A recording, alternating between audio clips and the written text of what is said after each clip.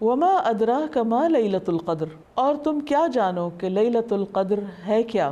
نحمدہ ونصلی علی رسولہ الکریم، اما بعد فاعوذ باللہ من الشیطان الرجیم، بسم اللہ الرحمن الرحیم، رب اشرح لی صدری ویسر لی امری واحلل عقدۃ من لسانی یفقہوا قولی۔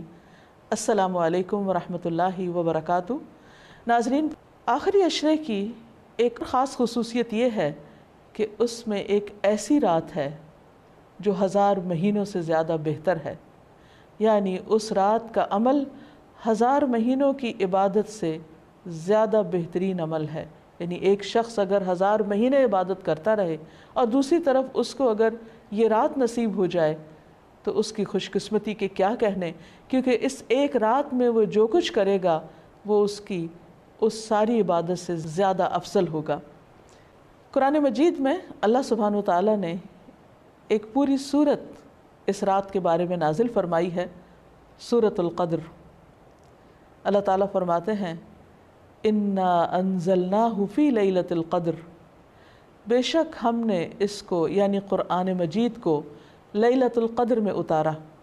وما ادراک ما لیلۃ القدر، اور تم کیا جانو کہ لیلۃ القدر ہے کیا۔ لیلۃ القدر خیر من الف شہر، لیلۃ القدر 1000 مہینوں سے زیادہ بہتر ہے۔ گویا اس رات کی فضیلت اس بنا پر بھی ہے کہ اس میں قرآن مجید نازل کیا گیا۔ قرآن مجید سب سے عظیم ہستی کی طرف سے آیا، یعنی اللہ سبحانہ و تعالیٰ کا کلام، سب سے بہترین انسان یعنی محمد صلی اللہ علیہ وسلم پر نازل کیا گیا، سب سے بہترین مہینے رمضان میں نازل کیا گیا، سب سے بہترین رات یعنی لیلۃ القدر میں نازل کیا گیا، کہ اس ایک رات کا عمل 1000 مہینوں سے زیادہ بہتر ہے۔ اور مزید یہ کہ تنزل الملائکۃ والروح فیہا، اس میں فرشتے اترتے ہیں، ملائکہ اترتے ہیں، اور روح یعنی جبریل امین اترتے ہیں۔ سلام ہی حتی مطلع الفجر، یہ رات سراسر سلامتی کی رات ہے یہاں تک کہ فجر طلوع ہو جائے۔ اتنی خوبصورت رات، اتنی بہترین رات، اتنی خیر و برکت اور بھلائیوں سے معمور رات، کیا ہم اس کا انتظار نہیں کریں گے؟ کیا ہم اس کو پانے کی کوشش نہیں کریں گے اور اس کے لیے مزید طلب اور تڑپ بڑھائیں گے نہیں؟ خوش قسمت ہے وہ جو اس رات کی بھلائی پا گیا، اور بدقسمت ہے وہ جو اس رات کی خیر سے محروم رہ گیا۔ اس لیے ہمیں آج سے ہی اس بات کا تہیہ کر لینا چاہیے کہ انشاءاللہ ہم آخری عشرے کی سب راتوں میں عبادت کریں گے اور پچھلے 2 عشروں کی نسبت زیادہ کریں گے، تاکہ ہم اس رات میں نیک عمل کر کے اپنے نامہ اعمال کو بہتر بنا سکیں۔ اس رات کی تلاش میں اگر پورا عشرہ بھی عبادت کرنا پڑے تو کوئی مشکل کام نہیں، کوئی گھاٹے کا سودا نہیں، بلکہ نفع ہی نفع ہے، کیونکہ یہ رات جو خیر و برکت کی رات ہے، جس کو مل گئی اس کی خوش قسمتی کا کیا ٹھکانہ۔ لیکن یہ خوش قسمتی اس کے لیے ہے جو اس کی طلب رکھے، اس کے لیے بھاگ دوڑ کرے، اس کے انتظار میں رہے، اس کا شوق رکھے۔ یہ رات جس میں فرشتے اترتے ہیں، اس کے بارے میں نبی صلی اللہ علیہ وسلم نے مزید وضاحت کی، فرمایا، حضرت ابو ہریرہ سے روایت ہے کہ ان الملائکۃ تلک اللیلۃ فی الارض اکثر من عدد الحصی، بلا شبہ اس رات کو زمین میں فرشتوں کی تعداد کنکریوں سے بھی زیادہ ہوتی ہے۔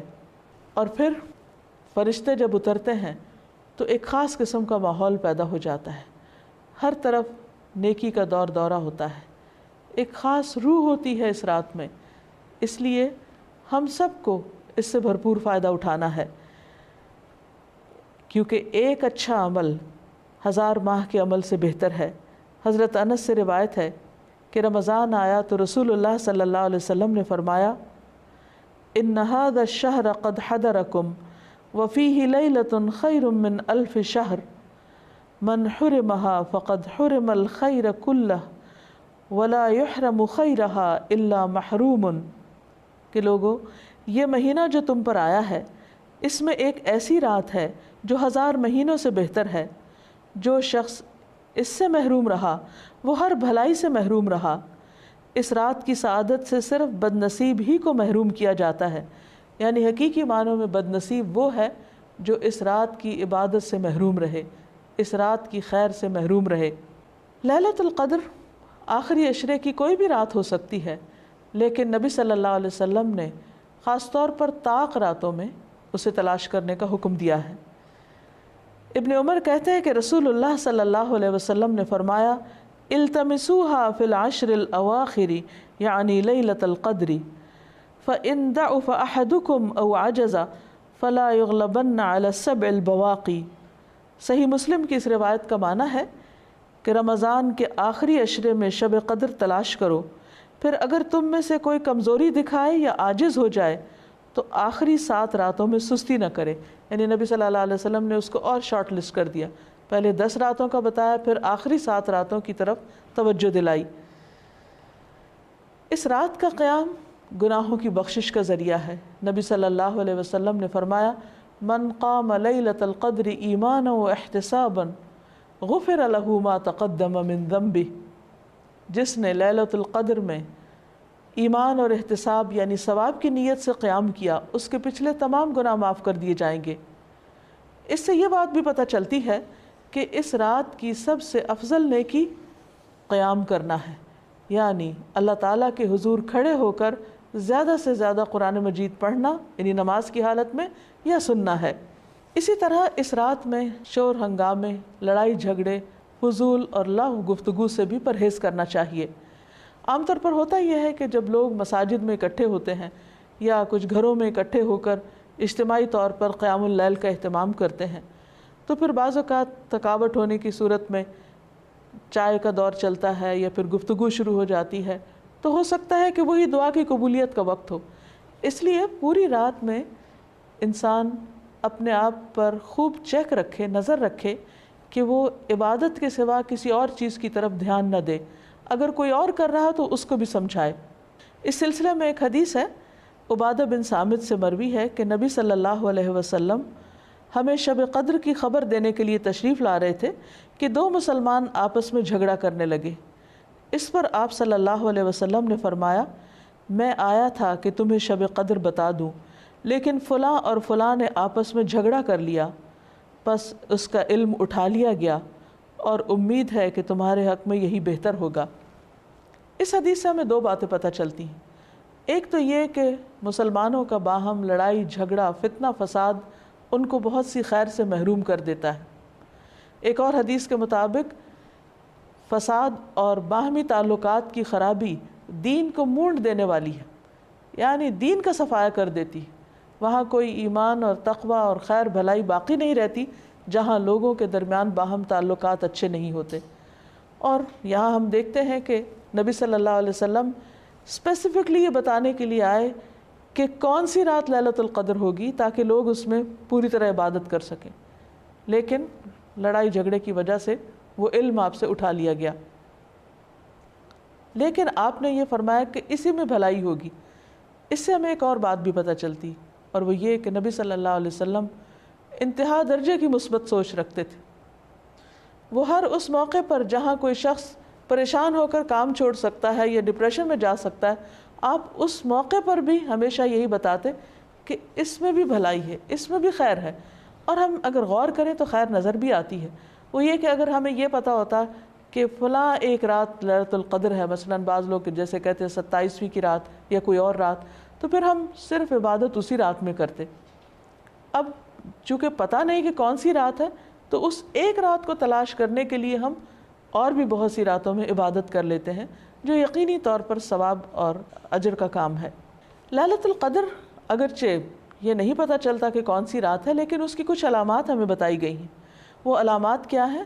احادیث کی روشنی میں دیکھیے، نبی صلی اللہ علیہ وسلم نے فرمایا، شب قدر کی صبح کو سورج کے بلند ہونے تک اس کی شعاع نہیں ہوتی، وہ ایسے ہوتا ہے جیسے تھالی، یعنی سورج نظر تو آتا ہے لیکن اس کی شعاعیں نہیں نظر آتی، یعنی سورج کا رنگ ایک طرح سے مختلف ہوتا ہے۔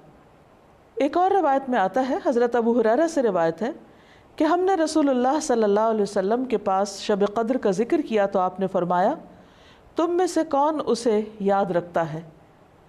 اس میں جب چاند نکلتا ہے تو ایسا ہوتا ہے جیسے بڑے تھال کا کنارہ، یعنی اس کو بھی آپ نے تھال سے تشبیہ دی، لیکن کنارہ اس لیے کہ آخری راتوں میں چاند پورا نہیں رہتا، ایک کنارے کی طرح رہ جاتا ہے۔ اسی طرح ابن عباس سے مروی ہے کہ رسول اللہ صلی اللہ علیہ وسلم نے فرمایا شب قدر آسان اور معتدل رات ہے جس میں نہ گرمی ہوتی ہے اور نہ سردی۔ اس صبح کا سورج اس طرح طلوع ہوتا ہے کہ اس کی سرخی مدھم ہوتی ہے، یعنی سورج کی ایک نشانی بتائی گئی، لیکن ظاہر ہے کہ وہ تو جب رات گزر جاتی ہے پھر ہی نظر آتا ہے، اس لیے اس پر نہیں رہنا چاہیے کہ فلاں رات تھی یا فلاں رات تھی، توجہ اس پہ رہنی چاہیے کہ ہمیں ہر رات سے کس طرح فائدہ اٹھانا ہے۔ ایک اور روایت میں آتا ہے، حضرت زر سے روایت ہے، انہوں نے کہا کہ میں نے ابی ابن کعب کو یہ فرماتے ہوئے سنا، ان سے کہا گیا کہ حضرت عبداللہ بن مسعود فرماتے ہیں کہ جو آدمی سارا سال قیام کرے وہ لیلۃ القدر کو پہنچ گیا۔ حضرت ابی فرمانے لگے کہ اللہ کی قسم جس کے سوا کوئی معبود نہیں، وہ شب قدر رمضان میں ہے۔ وہ یقین کے ساتھ قسم کھاتے ہیں، اللہ کی قسم بے شک میں جانتا ہوں وہ کون سی رات ہے۔ یہ وہی رات ہے جس میں اللہ کے رسول صلی اللہ علیہ وسلم نے ہمیں قیام کا حکم دیا۔ اس رات کی صبح 27 تاریخ تھی اور اس کی علامت یہ تھی کہ سورج طلوع ہوا تو اس کی سفیدی میں شعاع نہ تھی، اور یہ ہو سکتا ہے کہ اس سال 27ویں رات ہو، لیکن یہ ضروری نہیں کہ صرف 27ویں رات ہی شب قدر ہو۔ ام المومنین حضرت عائشہ کہتی ہیں کہ میں نے پوچھا اے اللہ کے رسول صلی اللہ علیہ وسلم، اگر میں شب قدر پالوں تو اس میں کیا کہوں، یعنی کون سی خاص دعا مانگوں؟ آپ نے فرمایا کہو اللہم انک عفو تحب العفو فاعف عنی، اے اللہ تو معاف کرنے والا ہے، معاف کرنے کو پسند کرتا ہے، بس تو مجھے معاف کر دے۔ اس سے یہ پتہ چلتا ہے کہ اس رات بھی زیادہ سے زیادہ اللہ سبحانہ و تعالیٰ سے بخشش کی دعا کرنی چاہیے، معافی اور درگزر کی دعا کرنی چاہیے۔ اس کے علاوہ انسان قرآن مجید کی تلاوت کر سکتا ہے، اگر خواتین نماز نہ پڑھ سکیں تو ذکر اذکار کر سکتی ہیں، تسبیحات کر سکتی ہیں، اپنی غلطیوں کی معافی مانگ سکتے ہیں ہم سب، کیونکہ اللہ تعالیٰ بندے کی توبہ سے خوش ہوتے ہیں۔ ایک حدیث میں آتا ہے کہ نبی صلی اللہ علیہ وسلم نے فرمایا ایک آدمی گناہ کرتا ہے پھر کہتا ہے کہ اے اللہ میرا گناہ معاف کر دے، تو اللہ تعالیٰ فرماتا ہے کہ میرے بندے نے گناہ کا کام کیا اور اسے علم ہے کہ اس کا کوئی رب بھی ہے جو گناہوں کو معاف فرماتا ہے اور ان پر مواخذہ کرتا ہے، میں نے اپنے بندے کو معاف کر دیا۔ یعنی اللہ تعالیٰ اس بات سے خوش ہوتے ہیں کہ بندہ اللہ تعالیٰ سے معافی کی دعا مانگے۔ پھر اللہ تعالیٰ بخشش کا وعدہ بھی کرتے ہیں۔ رسول اللہ صلی اللہ علیہ وسلم نے فرمایا کہ شیطان نے اللہ عز و جل سے کہا مجھے تیری عزت اور جلال کی قسم، میں تیرے بندوں کو اس وقت تک گمراہ کرتا رہوں گا جب تک ان کے جسم میں روح رہے گی، یعنی جب تک وہ فوت نہیں ہو جاتے۔ اور اللہ تعالیٰ نے فرمایا مجھے اپنی عزت اور جلال کی قسم، جب تک وہ مجھ سے معافی مانگتے رہیں گے میں بھی انہیں معاف کرتا رہوں گا۔ یعنی اللہ تعالیٰ کو معاف کرنا پسند ہے، اس لیے خصوصی طور پر لیلۃ القدر میں اپنے گناہوں کی معافی مانگنی چاہیے، کیونکہ اس میں قبولیت کی گھڑیاں ہوتی ہیں۔ اور استغفار کا فائدہ یہ بھی ہے کہ انسان عذاب سے محفوظ رہتا ہے۔ قرآن مجید میں آتا ہے کہ اللہ تعالیٰ ان کو عذاب نہیں دیں گے جب تک وہ استغفار کرتے رہیں گے۔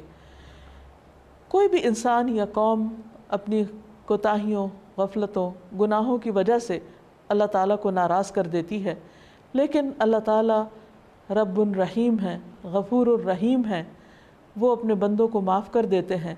لہٰذا اس موقع پر ہمیں انفرادی توبہ کے علاوہ اجتماعی توبہ بھی کرنی چاہیے۔ قرآن مجید میں اللہ تعالیٰ فرماتے ہیں وَتُوبُوا إِلَى اللَّهِ جَمِيعًا أَيُّهَا الْمُؤْمِنُونَ، اے مومنو سب مل کر اللہ سے توبہ کرو، اللہ تعالیٰ معاف فرمانے والا ہے، خواہ انسان کے گناہ آسمان کی بلندیوں تک ہی کیوں نہ پہنچ جائیں۔ اور آپ صلی اللہ علیہ وسلم نے یہ بھی فرمایا کہ جو آدمی یہ بات پسند کرتا ہے کہ اس کا اعمال نامہ اسے خوش کر دے تو وہ کثرت سے استغفار کیا کرے۔ ایک اور روایت میں آتا ہے خوشخبری ہے اس کے لیے جو اپنے نامہ اعمال میں بکثرت استغفار پائے۔ اللہ تعالیٰ سے دعا ہے کہ اللہ تعالیٰ ہمیں یہ رات نصیب فرمائے اور ہمارے گناہوں کی بخشش فرما دے اور اپنی رحمتوں کا نزول ہم سب پر کرے۔ وآخر دعوانا ان الحمد للہ رب العالمین۔ السلام علیکم ورحمۃ اللہ وبرکاتہ۔